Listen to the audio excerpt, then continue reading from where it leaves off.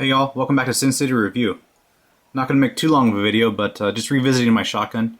It's been a long time coming. This has been downstairs in a 5-gallon bucket for maybe a year now, I don't even know. It was previously Duracoated. You'll see a previous video with this. I've recently cerakoted it in my signature color, the Midnight Bronze, and has of course graphite black controls and a lot of nitre bluing. So we'll go through the gun a little bit quickly. I don't want to take too much time. But anyways, this is a Wingmaster. You know, most combat shotguns are not Wingmasters. Of course, it's kind of like their higher end hunting rifle, really slick action and just really kind of styled out with the wood stocks and whatnot. I got it for $100. This girl at work, her friend was selling a couple of guns. I heard Wingmaster $100 or 870 Wingmaster for $100. I was like, I'm on it. So got a great deal for that. Anybody who knows knows. You can see it is Wingmaster. Just for those all the skeptics that we love out there on YouTube so much, the trollers, probably like challenging, like, oh, it's probably not a real Wingmaster. Well, you can see it is. Okay, so there you go. And go ahead and put the side saddle on. That's just for them. We all love those haters out there. But anyways, besides that, this has a bunch of Mesa Tactical stuff on it. I think they call it the LEO stock adapter. I have their front end light mount for my TLR1s I previously had a TLR1, now I have the TLR1s, which I absolutely love. It's awesome with that strobe feature. Got their side saddle, of course, you can see here. What else do I have from them? I think that's pretty much about it. LPA rear sight, TG-H3 TruGlo front sights with the tritium, and the fiber optic, of course. Nighthawk Custom, I sent my shotgun off to them, the receiver, and they did the picatinny rail on the front, and they installed the LPA rear sight for me. So that was really cool. Like that a lot. And yeah, just Magpul grip, CTR stock, Enidine shock absorber, Vang Comp barrel, Scattergun Technology's forend. I mean, I'll put all this stuff in the notes, all the upgrades in the description. But we're just gonna go over the shotgun for now, because on my previous video I did everything that's on this. I think the only thing I changed was the Hogue grip. I put my forward grip on there, which I've had, and the TLR1s with the strobe feature, of course. We'll start with the front. You can see the fiber optic in there, the TGH1 or the TG1, whatever I called it, TGH1. Gosh, I can't remember what the heck the front sight's called. TG-H3. There we go. The ports, you can see I had to file out. Originally I had, on the site, I had dremeled out where the ports were. It just was still building up too much pressure and it was like making it loose, so I just completely filed it out.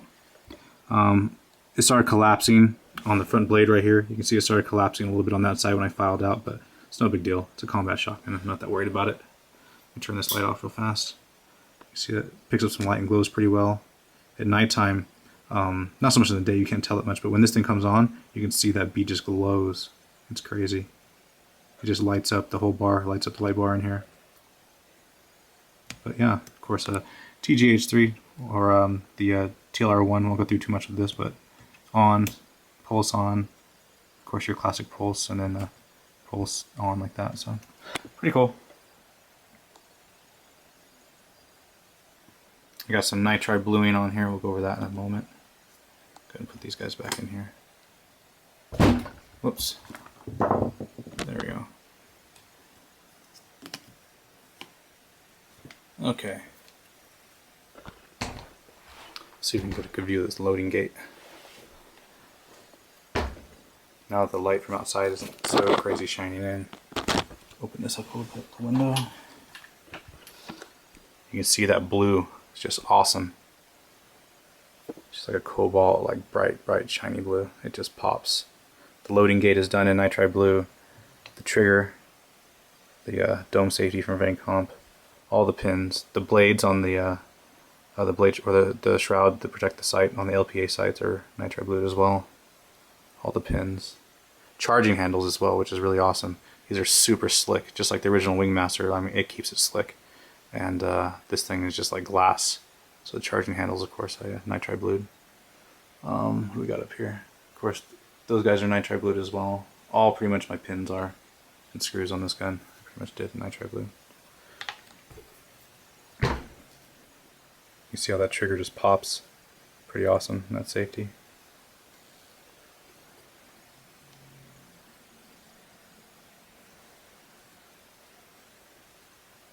You can see that blue peeking out from behind the rounds on the sight shroud. Pretty awesome. It's a great color combination, this midnight bronze and of course the nitrate blue with black. I think it is one of the best.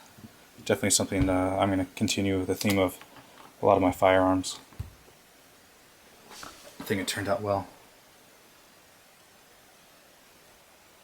So I got a little oil on everything. Of course, building the gun, you gotta lube it up correctly. And different lighting sources, of course, this color changes. See, it get a little bit brighter now, more of like a really warm, kind of dark earth, flat dark earth color. And then it goes to green sometimes. It's just a great color. Can't say enough about it. Let's get some whole pictures of the gun here.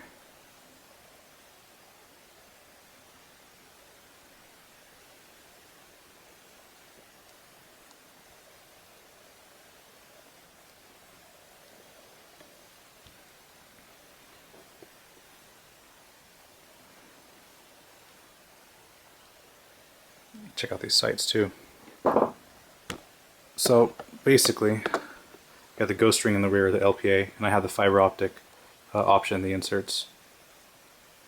That's basically how it goes. Pretty awesome. Pretty good sight picture. You can always take that out and make it a true ghost ring by just putting the rear ring back in. You know, whatever you feel like doing.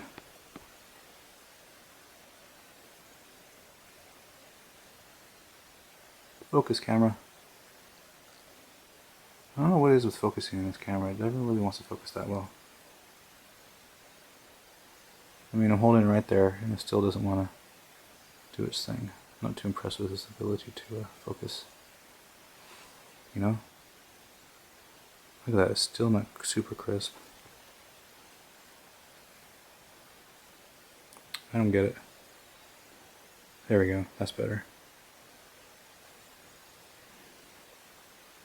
But anyways, get the general idea.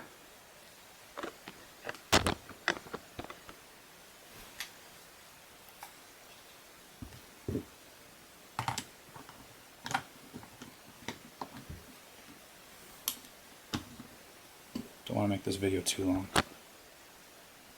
but do want to give a nice little thorough overview of the rifle and what it looks like. From the business end, nothing like a 12 gauge.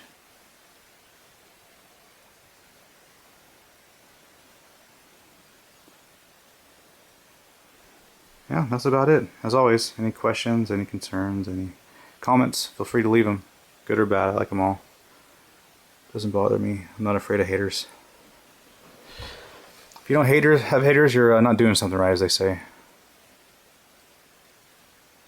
And there's a lot of them on YouTube, as you guys know.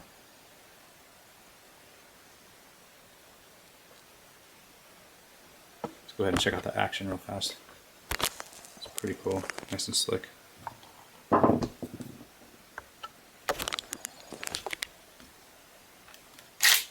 It's just super, super glassy.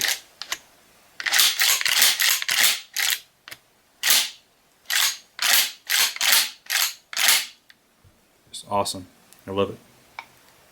Very happy with the end result. So, anybody who needs shotgun work, you know where to find me. I live in Las Vegas. If you're local, that's cool. If not, I'm soon gonna have my FFL. I'm just decided I gotta get it so I can, you know, ship guns, complete receivers, and serialize parts and whatnot. I'm getting a little bit more business, or I could get a lot more business doing it, so it's definitely time to get the FFL. Got a couple more projects in the works. Back here you can see a little Beretta 92 FS. Got some cylinder and slide goodies in there. The SGS compensator, I think that's what they call that one. But yeah, as I say, until we meet again, questions, comments, concerns, leave them, and I'll answer accordingly.